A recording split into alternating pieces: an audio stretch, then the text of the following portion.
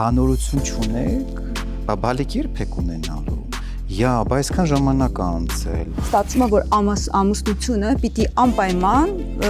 նման ելք ունենա։ Դե շուտ արեք։ Առնվազն կոռեկտ չէ անընդհատ զույգին տերորի ենթարկել, ձեր ինչ գործ։ Դա զույգի որոշելիքն է։ Ստացվում է, որ զույգը սենց որոշակի ծուղակի մեջ է, որտեղից ինքնուրույն դուրս գալ չի կարողանում, եւ եթե կա խնդիր այստեղ եւ մենք դա բաց չենք թողում, ուրեմն հենց այդ է պատճառը, որ հղիությունը տեղի չի ունենում։ Դեռ ժամանակը չէ, դեռ դու պատրաստ չես, քանի դեռ կա վտանգը, ստրեսը։ Մենք ունենք օրգանիզմ, որը անդադար այդ լարվածության մեջ է եւ բավականին հյուծված է։ Եվ մեզ թելադրում է ուղղակի, ասում է, այս պահին դու դեռ պատրաստ չես։ Գիտեիք, որ սեռական խանգարումների ինքնաբուժումը կարող է ճակատագրական հետևանքներ ունենալ։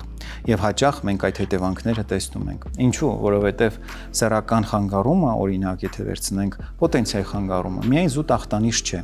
Այն կարող է որևէ լուրջ հիվանդության հետևանք կամ բարդություն լինել, օրինակ, շաքարային դիաբետի, կամ սիրտանոթային համակարգի ախտահարման, կամ օրինակ նյարդային համակարգի։ Հետևաբար, եթե մենք ժամանակին կատարում ենք ճիշտ ախտորոշում եւ բացահայտում ենք ոչ թե միայն պոտենցիան, այլ նրա ետևում թաքնված հիվանդությունները, մենք կանխում ենք բազմաթիվ այլ հիվանդագին վիճակներ, որոնք ժամանակին չհայտնաբերելով կարող են լուրջ հետևանքներ ունենալ։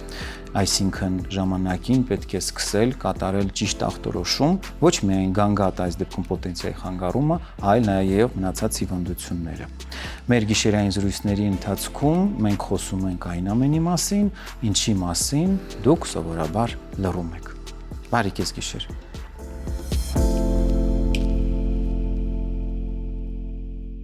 Ասում են երեխաները գալիս են այն ժամանակ, երբ մենք պատրաստ ենք նրանց ընդունել։ Անպտղությունը միայն բժշկական ախտորոշում չէ, հաճախ դա նաև հոգեբանական արգելք է։ Այդ մասին խոսելու եմ Էրեբունի բժշկական կենտրոնի ծննդատան հոգեբան Նաիրա Ազատյանի հետ։ Տիկին Նաիրա, բարի երեկո, շնորհակալ եմ մեր հրավերն ընդունելու համար։ Ես էլ եմ շնորհակալ հրավերի համար։ Շատ հաճախ զույգը պլանավորում է հղիություն, բայց հղիությունը այդպես էլ չի գալիս, ինչպես ընդունված է ասել։ Պատճառը փնտրում են տարբեր անալիզներ հանձնելով, բայց մոռանում են մի կարևոր օրգանի մասին, որը մեծ պատասխանատվություն է կրում դրա համար։ Դա ուղեղն է, որը այս դեպքում ինչ-ինչ պատճառներով արգելափակում է մայրության փաստը։ Եկեք խոսենք դրա մասին, վստահ եմ ձեր պրակտիկայում շատ հաճախ են նման դեպքեր եղել։ Արդյոք այդքան կարևոր է ուղեղի դերը։ Այո, անշուշտ։ Երևի թե սկսենք նրանից, որ հղիությունը եւ մայրանալու եւ ինչու՞ չէ նաեւ հայրանալու գործընթացը, որտեղ այստեղ ես չէի ցանկանա առանձնացնել միայն կնոջը, դա բավականին լուրջ գործընթաց է եւ դա միայն ֆիզիոլոգիայի մասին չի, միայն կենսաքիմիական կամ հորմոնալ փոփոխությունների մասին չի, դա նաեւ այն մասին է, որ այստեղ շատ լուրջ ներգրավվածություն է ունենում մեր հոգեկանը։ Իսկ հոգեկանը դա մեր ապրումներն են, մեր հուզական դաշտն է, որ անշուշտ շատ մեծ դեր է խաղում առհասարակ բեղնավորման ընթացքի վրա։ Շատ դեպքերում նույնիսկ զույգերը չեն էլ մտածում, որ օրինակ մեր մտքերը, մեր հույզերը, վախերը կարող են այնքան զորեղ լինել, որ կանխեն բեղմնավորումը։ Եվ մենք հաճախ նաև առիթ ենք ունենում հարցնելու, թե արդյոք ինչ վիճակում է ձեր նյարդային համակարգը։ Կուզենայի դուք որպես հոգեբան ձեր դիտարկումները ներկայացնեիք, արդյոք այդքան կարևոր է ուշադրություն դարձնել նյարդահուզական համակարգի վրա։ Այո, հուզականությունը բավականին մեծ նշանակություն ունի, որտեղ երբ որ մենք խոսում ենք հուզականության մասին, երբ որ մենք խոսում ենք լարվածության մասին, այստեղ խոսքը գնում է նաև հորմոնների մասին, այն հորմոնների, որոնք ակտիվանում են եւ խանգարում են այն պրոցեսներին, որոնք որ զույգը սպասում է, այսինքն խոսքը գնում է ռեպրոդուկտիվ առողջության վրա, իրանք բավականին լուրջ ազդեցություն են գործում։ Եվ այնտեղ, որտեղ մենք չենք տեսնում օրգանական պատճառ, թե ինչու հղիությունը չի գրանցվում, մենք սկսում ենք գտնել այլ պատճառներ եւ շատ մոդայիկ դարձված, այսպես ասած, ֆենոմենը, որը հոգեբանական անպտղությունն է, եւ այստեղ ես կուզեի շատ զգուշ մոտենայինք այս այսպես ասած ախտորոշմանը, որը որ շատ տարածված է, դա չի նշանակում, որ եթե չկա օրգանական որևիցե խնդիր եւ եթե կա խնդիր այստեղ եւ մենք դա բաց չենք թողում, ուրեմն հենց այդ է պատճառը, որ հղիությունը տեղի չի ունենում, հղիությունը տեղի չի ունենում, որտեղ կա գեր ծանրաբեռնվածություն օրգանիզմի, թե նյարդային համակարգի, թե լարվածության, կա բավականին այլ հորմոնների ակտիվացում, եթե դա ստրեսը, լարվածությունը, ապա այդտեղ կորտիզոլ է,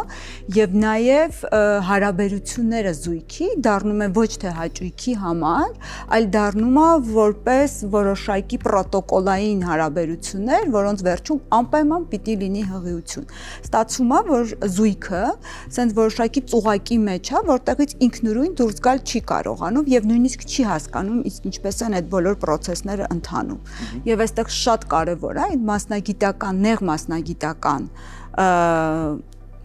երևի աշխատանքները, ինչու՞ չէ նաեւ դիմելիությունը մասնագետի, որ կարողանան այդ լարվածությունը պակասացնել։ Շարունակելով ձեր խոսքը, ուզում եմ նշել, որ բժշկության մեջ կա այսպիսի նույնիսկ ախտորոշում կամ խոսք հոգեցին անպտղություն, փսիխոգեն անպտղություն։ Արդյոք ճիշտ է այն պնդումը, որ մայրանալուց առաջ, եթե օրգանիզմը գտնվում է տևական ստրեսի մեջ,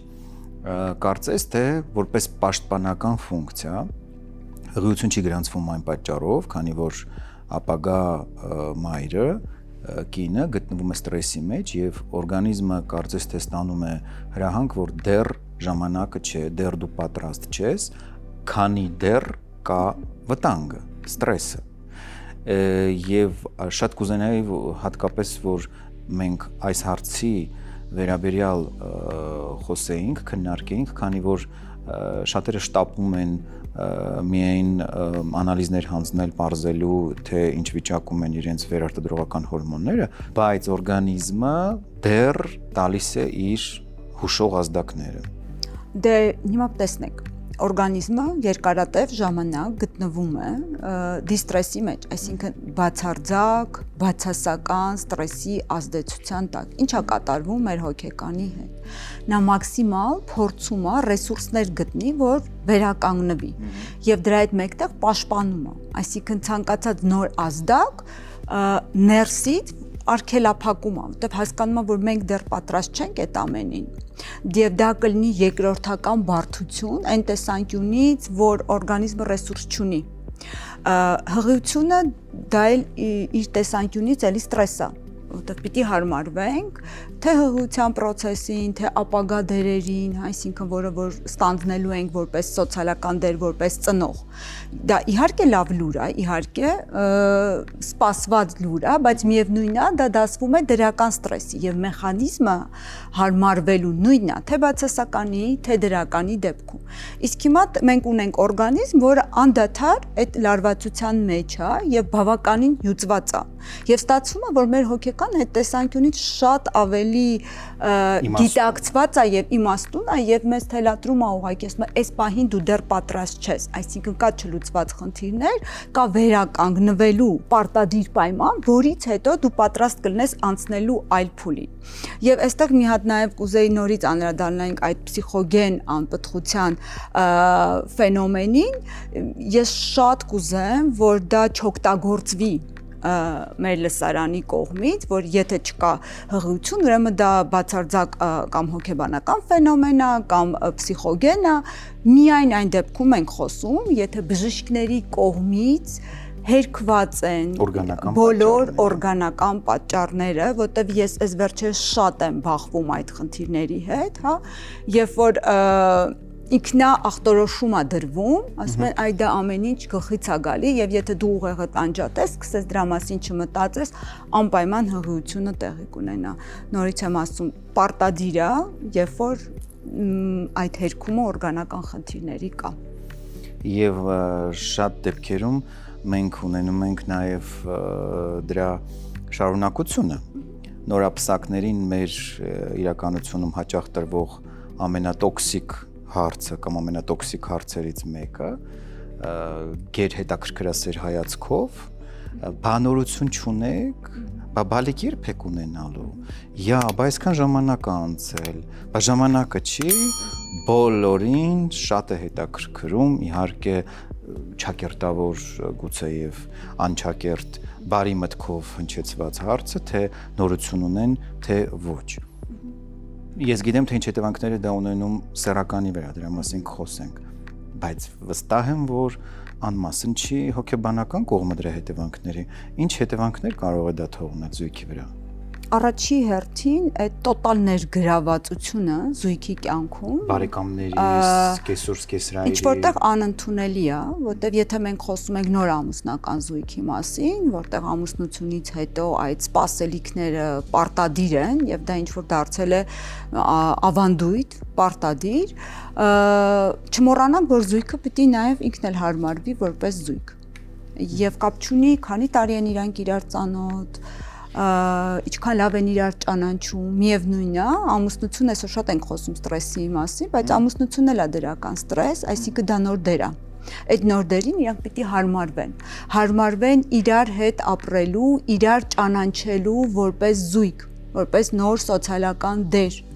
Նոր այդ անցումից հետո, հարմարվելուց հետո իրանք պատրաստ լինեն հաջորդ քայլին եւ այդ հաջորդ քայլի պատրաստ լինելը միայն այդ զույգի որոշումն է։ Երբ եւ ինչպես դա բարեկամների որոշման խնդիր հարց չի, բայց եւ սա գիտեք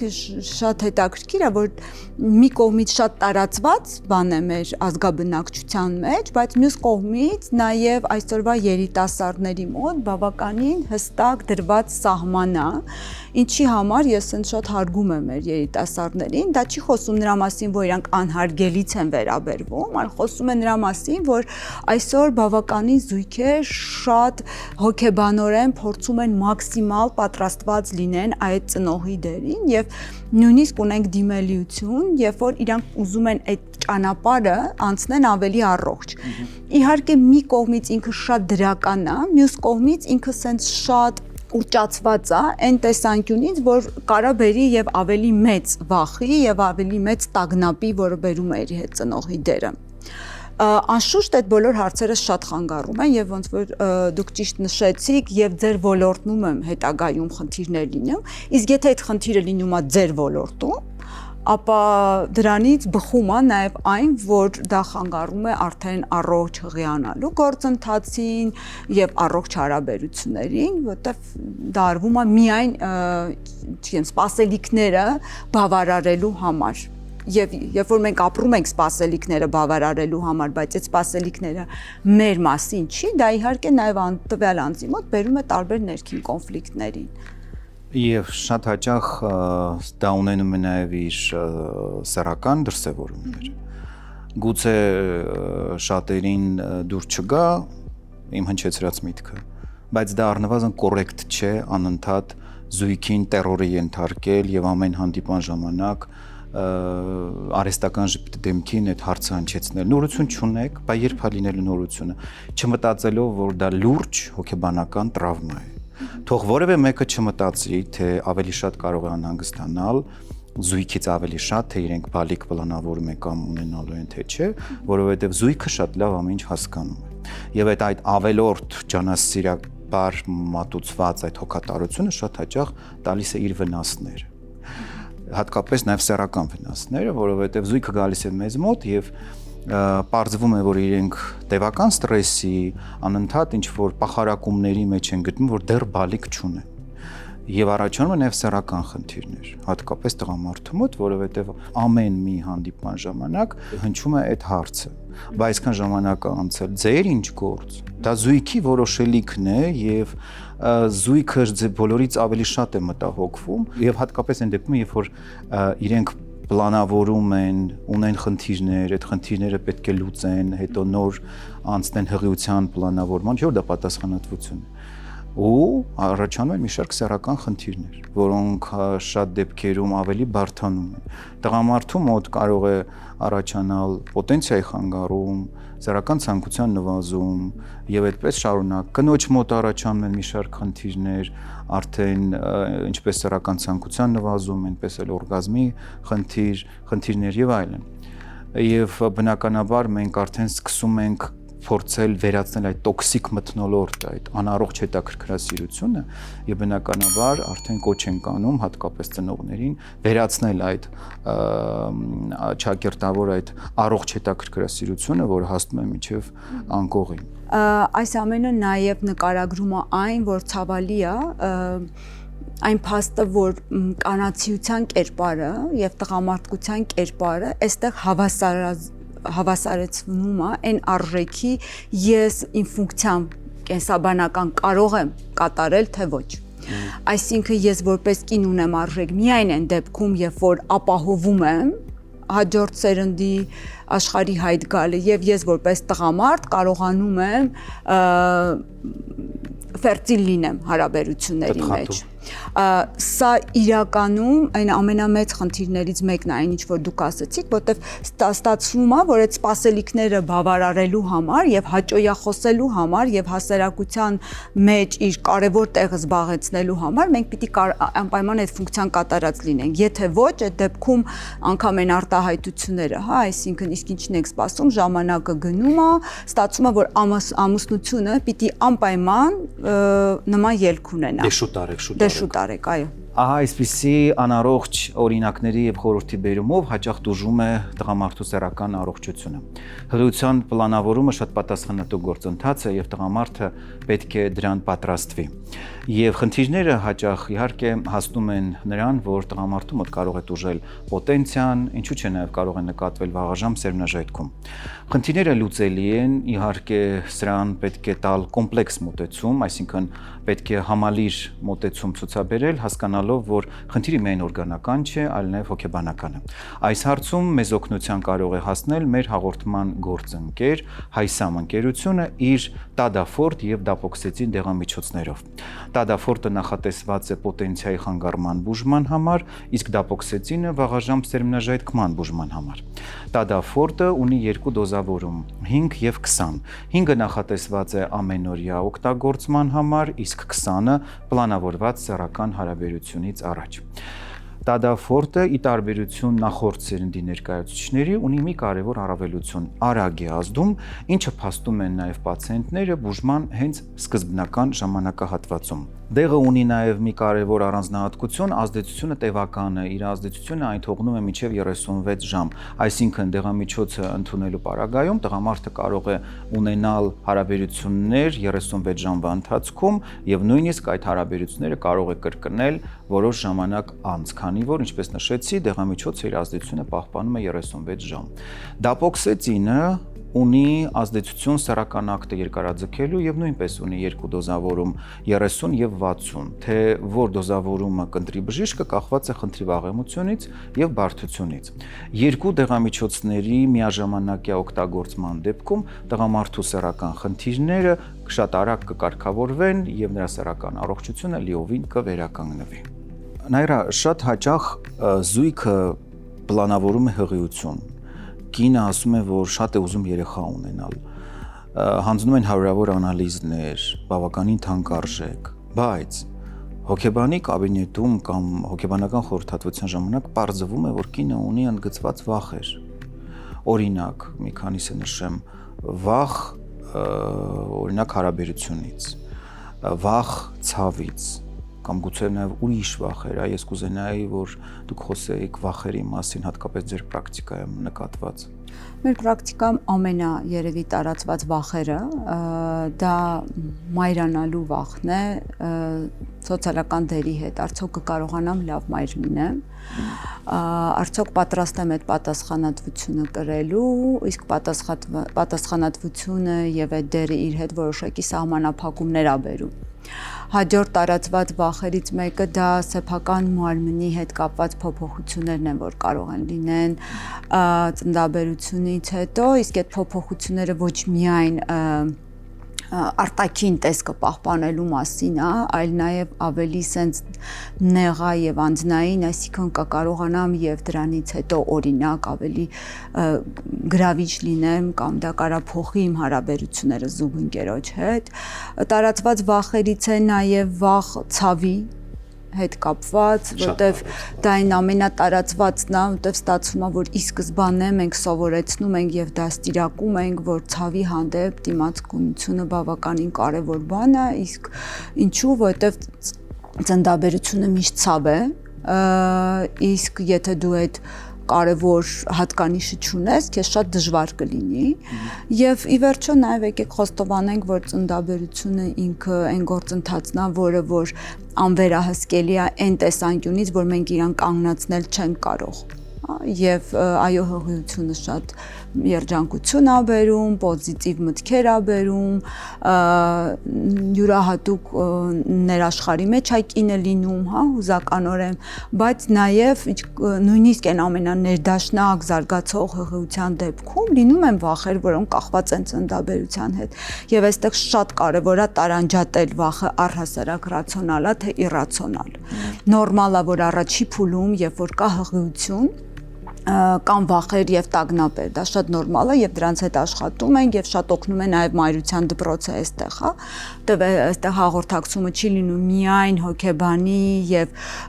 ապագա մայրիկի հետ, այստեղ լինում են հանդիպումներ մայրության դպրոցում, որտեղ կան մարդիկ, որոնք իրենց փորձն են պատմում եւ վերջերս ունեցել եմ մի շատ հետաքրքիր հանդիպում, որտեղ մի կին պատրաստվում էր 4-րդ երեխային լույս աշխարհ բերել, բայց ասում է ես առաջին անգամ 4-րդ հղիության հետ ունենում եմ վախեր։ Այսինքն դա չի խոսում իհարկե նրա մասին, որ այն առաջի 3 հղիությունը ինքը շատ ավելի երիտասարդ էր, իսկ 4-րդը շատ ավելի հասուն տարիքում է պատրաստվում երեխա ունենալ, նաև այստեղ պատասխանատվության չափս է մեծանում, ես հասկանում եմ որքանով ես կկարողանամ սոցիալապես ավելի ապահով եմ իմ երեխային, այստեղ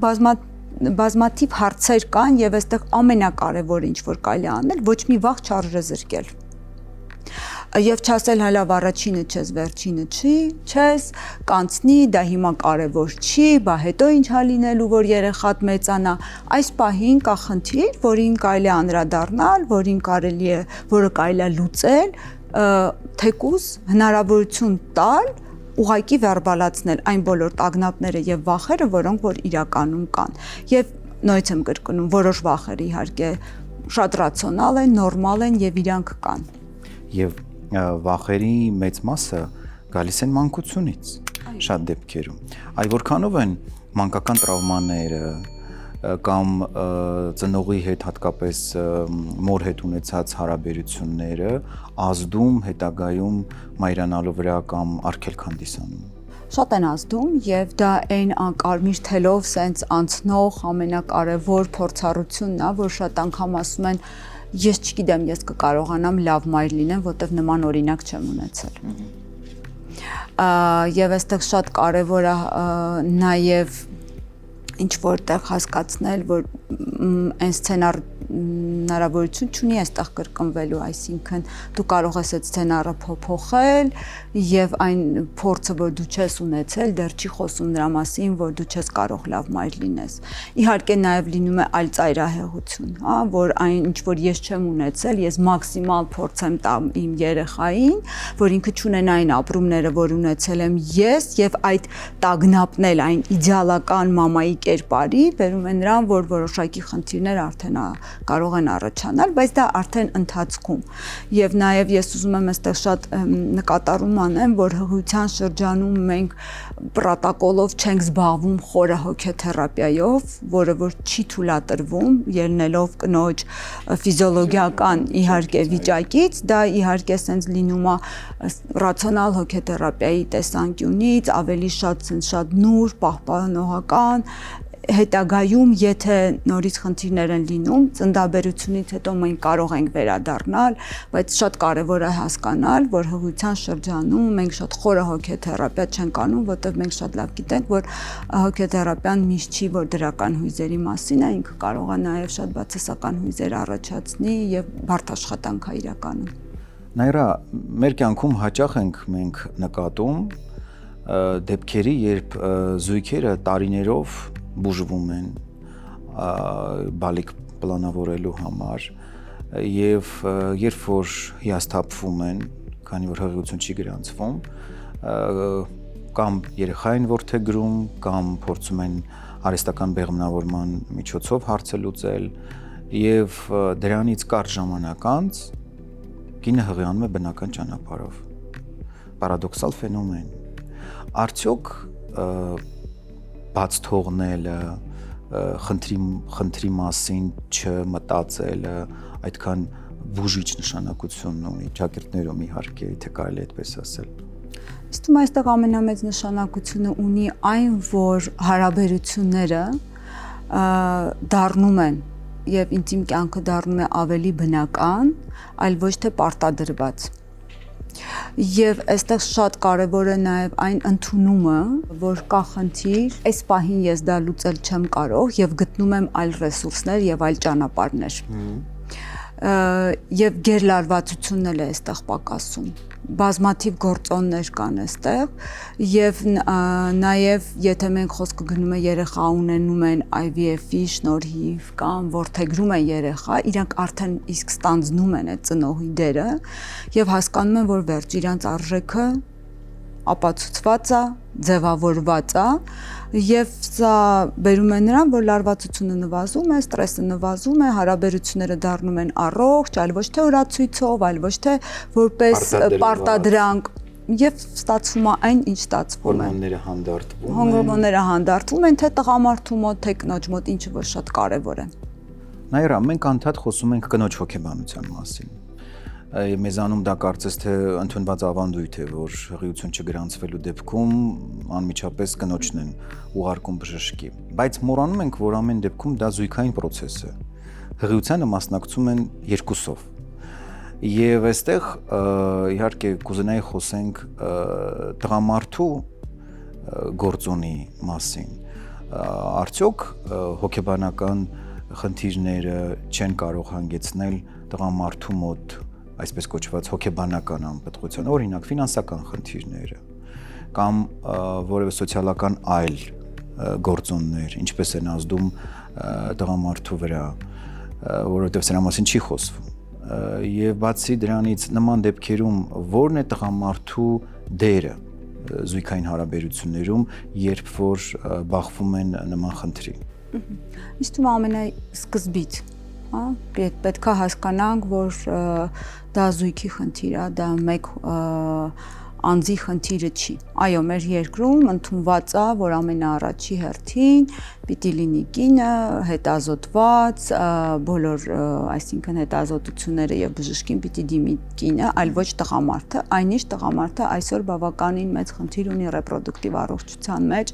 եւ ինչ որտեղ նաեւ անտեսված է այդ տեսանկյունից, բայց բոլոր հետազոտությունները այսօր ցույց են տալի, որ անգամ հիպոդինամիան եւ այդ նստակած կյանքը, ինչպես նաեւ սոցիալական տարբեր խնդիրները եւ ֆինանսական եւ այն, որ տղամարդը կրում է բավականին մեծ պատասխանատվություն ընտանիքի համար, դրանք բոլորը կարող են շատ հետաքրքիր որոշիչ գործոններ լինեն, որ նվազեցնում են տղամարդու ֆերտիլությունը եւ կարող են խնդիր առաջացնեն զույգի մոտ երեխա ունենալու ճանապարհին։ Եվ այստեղ շատ կարևոր է, որ մոտեցումը ի սկզբանե լինի զույգային։ Եվ հետաքրքիր մի բան կա, եթե կինը խնդիրը կնոջ առողջության մեջ է, հա, ինքը կորցնում է իր այդ կանացիության կերպարը եւ հասկանում է, որ անիմաստ է, որտեղ չի կարողանում հաջորդ ապագա սերունդը տալ, այնինչ տղամարդու պտղաբերության հետ կապված խնդիրները բնավ կապ չունեն իր տղամարդու կեցվածքի հետ եւ կարող է նույնիսկ այս դեպքում ինքը բավականին առողջ եւ լավ սեռական կյանք ունենա։ Այսինքն սեռականության մեջ ինքը խնդիր չի ունենում, բայց այն ռեպրոդուկտիվ առողջության մեջ, այսինքն երեխա ունենալու հարցում խնդիրը ակնհայտ լինի։ Նաիրա, մեր պրակտիկայում շատ են այն դեպքերը, երբ մտածում են, թե եթե անալիզները նորմալ են, ուրեմն ոչ մի խնդիր չկա։ Բայց տղամարդու կենսակերպը, անառողջ կենսակերպը, մասնավորապես ձեր պրակտիկայում էլ երևի հաճախ եք նկատում, խաղամոլության պարագայում, ալկոհոլամոլության պարագայում նկատվում է իհարկե խնդիր եւ կարծես թե բնությունը այս դեպքում արդեն տալիս է իր արգելքները, հղիություն չկա։ Ինչու, որովհետև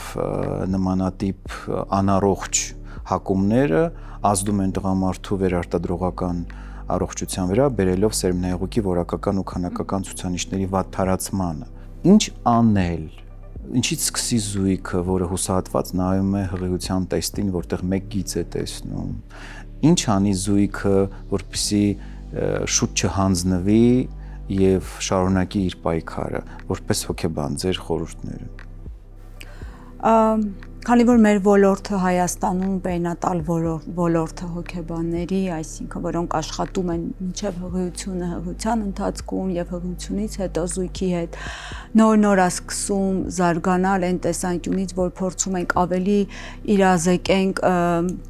եւ ասենք, որ մենք կանք եւ մեզ կարելի է դիմել, երևի sense կոչ անեմ, որ ցանկացած զույգ հասկանա, որ ոչ մի խնդիր արժեզրկված չի։ Ցանկացած վախ, ցանկացած անհանգստություն, ցանկացած վատ ընթացք, սցենար, դա նրա մասին չի, որ մեր մասնագիտության մեջ դուք կզգաք որոշակի քննադատություն կամ արժեզրկում, դա նրա մասին է, որ մենք պատրաստ ենք ձեզ լսելու, պատրաստ ենք ձեզ աջակցելու, պատրաստ ենք ձեր համար, եթե գտնել են ռեսուրսները, որի միջոցով դուք կարող եք նորից ուժ գտնել եւ գնալ առաջ։ Այո, բայց դա նաեւ շատ կարեւոր է, որ հասկանալ, այո, այդ մի գիծը իրական հիասթափության մասին է, այդ մի գիծը իրական վախի մասին է։ Եվ չմտածել այստեղ չի օգնում, չմտածելը նշանակում է ինձ հետաքրքիր չեն քո բոլոր ապրումները, բայց այդ ապրումները կան, իրանց պետք է անվանել իրենց անուններով, իրանց հետ պետք է ճիշտ աշխատել եւ գնալ առաջ։ Իսկ դա նաև ապացուցում է այն, որ այս ամբողջ ընթացքը դա ասենց մի քանի մասնագիտության մասին է, հա, այս ամբողջ ընթացքը մանկաբարձության մասին է, այս ամբողջ ընթացքը մասնագետների մասին է, ովքեր զբաղվում են ռեպրոդուկտիվ առողջության, այս ընթացքը պերինատալ հոգեբանին դիմելու մասին է, այս ընթացքը նաև սեքսոլոգներին դիմելու մասին է, այսինքն եթե կա խնդիր, կան իսկապես մասնագետներ, որոնք ճիշտ ձևով կարող են ձեզ ուղղորդեն, շատ պատրաստական են ձեզ օգնելու ցանկացած խնդրի դեպքում, որտեղ դուք կստանաք ճշգրիտ պատասխաններ, որոնք կլինեն ճիշտ ձեր մասին, ձեր պատմության մասին, այլ ոչ թե ընդհանուր եւ այլ պատմություններ, որ դուք կարող եք վերցնել ձեր վրա, ասել եւ եթե իմ մոտ էլ այսպես, ուրեմն անպայման ոչինչ չի ստացվի։ Եվ շատ կարեւոր է, որ զույգը հասկանա, որ եթե մարդը լարված է, կապ չունի կինը կամ տղամարդը, լարված պայմաններում օրգանիզմը բնականաբար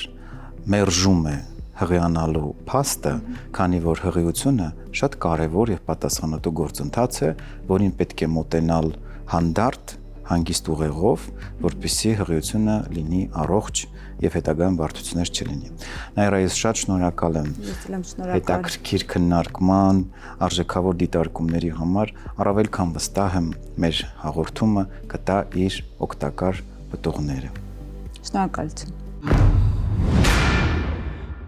Սեռական այբուբեն խորագրի ներքո ես պատասխանում եմ բոլոր այն հարցերին, որոնք դուք ուղարկում եք մեզ։ Շնորհակալ եմ մեզ վստահելու եւ հետեւելու համար, դա անչափ կարեւոր է։ Այժմ ընթերցեմ հարցը։ Բարև ձեզ, 34 տարեկան եմ, արդեն շուրջ 1 տարի է պարբերաբար ունենում եմ միզուղիների բորբոքում, ցավ եւ այրոցի զգացում, բուժվում եմ, որոշ ժամանակ անց ամեն ինչ էլի կրկնվում է։ Վերջին ամիսներին նկատել եմ նաեւ, որ նվազել է սեռական ցանկությունս, երբեմն նույնիսկ էրեկցիան էլ նախկինի պես չի լինում։ Կարող են այս խնդիրները կապված լինել միմյանց հետ եւ որ մասնագետին պետք է դիմեմ։ Սովորաբար բորբոքային հիվանդությունները սերտորեն կապված են սեռական գանգատների հետ եւ ձեր խնդիրը հենց այդ շարքից է։ Այո, միզուղիների բորբոքումը ժամանակի ընթացքում կարող է բերել պոտենցիայի նվազման եւ այստեղ պետք է ամեն ինչ անել հերթով ու կարգով։ Նախ պետք է անցնել սեքսոլոգիական խորհրդատվություն, այսինքն դիմել բժիշկ սեքսապաթոլոգի, որպեսզի հնարավոր լինի ամբողջական պատկերացում կազմել, թե ինչ վիճակում է ձեր սեռական առողջությունը։ Ինչու՞, որովհետեւ ձեր գանգատի ետևում կարող են թաքնված լինել մի շարք այլ բազմաթիվ խնդիրներ, որոնց մասին դուք երևի թե տեղյակ չեք։ Բացի այդ, սեքսոլոգիական խորհրդատվություն անցնելուց հետո բժիշկ սեքսապաթոլոգը ձեզ կնշանակի անհրաժեշտ հետազոտություններ, ասել է թե անալիզներ, որոնք դուք կհանձնեք, եւ դրանցից հետո արդեն པարզ կլինի ձեր սեռական առողջության, ասել է թե դատավճիռը։ Բժիշկ սեքսապաթոլոգը արդեն կնշանակի համապատասխան բուժում, եւ այս դեպքում սկզբից պետք է սկսել իհարկե հակաբորբոքային բուժումից, այսինքն պետք է վերացնել բուն պատճառը, այս դեպքում բորբոքումներն են, որից հետո հանձնել համապատասխան կրկնակի հետազոտություններ, պարզելու արդյոք ձեր բուժումը բարեհաջող է թե ոչ, որովհետև ոչ մի բժիշկ չի կարող ձեզ երաշխավորել, որ բուժում անցնելուց հետո դուք լիարժեքորեն բուժվել եք, եթե դուք չեք հանձնել կրկնակի անալիզներ։ Բուժումը շատ պարզ է, եթե միզուղիների բորբոքում է, նախ պետք է պարզել բորբոքում ինչ բնույթի է, ինֆեկցիոն, ոչ ինֆեկցիոն, կամ գուցե սնկային, էլկա եւ այլն։ Եվ բուժման մեջ անպայման ընդգրկվում են հակաբիոտիկներ։ Կուրսը ընտրում է բժիշկը ելնելով նրանից, թե ինչ տևողության եւ ինչ բարդության խնդիր է, ու հակաբորբոքային բուժումը իհարկե նշանակվում է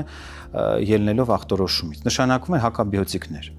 Հակաբիոտիկների տեսակը ընտրում է բժիշկը ելնելով հարուստի տեսակից։ Բացի այդ, իհարկե, պարտադիր պետք է սահմանել հատուկ սննդակարգ, որպեսզի բուժումը ձեր ճիշտ կազմակերպվի։ Հակաբիոտիկների հետ կարելի է նաև նշանակել բուսական ծագում ունեցող հավելումներ, որպես օրինակ ուրինոզան։ Ուրինոզան ներկայացնում է Alpenpharma ընկերությունը։ Սա պարզապես միջոց չէ, սա ձեր օրգանիզմի խելացի պաշտպանն է։ Այն գործում է շատ պարզ, բառացիորեն թույլ չի տալիս վնասակար բակտերիաներին կպչել միզապարկի պատերին, մաքրելով եւ հեռացնելով դրանք օրգանիզմից։ Ինչով է այն բացառիկ։ Ուրինոզա ուրոպրոլոնգը ունի երկարատև ազդեցություն եւ նվազեցնում է հակաբիոտիկների հաճախակի ընդունումը։ Այն ապահովում է հուսալի պաշտպանություն եւ հանգստություն ամբողջ 24 ժամվա ընթացքում։ Կարող եք օգտագործել այն որպես բնական այլընտրանք կամ հակաբիոտիկների հետ միասին բուժումն ավելի արդյունավետ դարձնելու համար։ Կիրառումը շատ հարմար է։ Օրական ընդամենը 1 անգամ երեկոյան լուծեք 1 սաշեն 1 բաժակ ջրում եւ ընդունեք միզապարկը դատարկելուց հետո։ Ուրինոզա ուրոպրոլոնգ, ապրիր առանց ցավի, ձեր բնական վահանը ընդդեմ ինֆեկցիաների։ Հակաբորբոքային բուժումը իրականացնելուց հետո, երբ որ արդեն բժիշկը համոզվում է, որ ոչ մի խնդիր չի մնացել, անցնում են արդեն խթանիչ բուժմանը, որի ժամանակ արդեն նշանակվում են սեռախթանիչներ։ Սեռախթանիչները տարբեր են, մենք դրանց մասին շատ ենք խոսել, լինում են բուսական եւ քիմիական, եւ շատ դեպքերում մենք հենց նշանակում ենք երկուսն էլ՝ եւ բուսականը, եւ քիմիական ծագմանը։ Տևողությունը եւ դոզավորումը ընտրում է բժիշկը ելնելով խնդրի վաղեմությունից։ Կարճ ժամանակ անց ձեր սեռական առողջությունը սկսում է փայլատակել եւ ձեզ երջանկացնել։ Ավարտվեց մեր հերթական գիշերային զրույցը։ Հուսով եմ օգտակար էր։ Սպասեք հաջորդ գիշերային զրույցների։ Փնտրեք մեզ համացանցում, տարածեք մեր տեսանյութերը։ Չմոռանաք թողնել մեկնաբանություն, դա շատ կարևոր է։ Գտեք մեզ սոցկայքերում, բաժանորդագրվեք։ Մեր գիշերային զրույցներում մենք սովորաբար խոսում ենք այն ամենի մասին, ինչի մասին դուք լռում եք։ Մինչ հաջորդ գիշեր։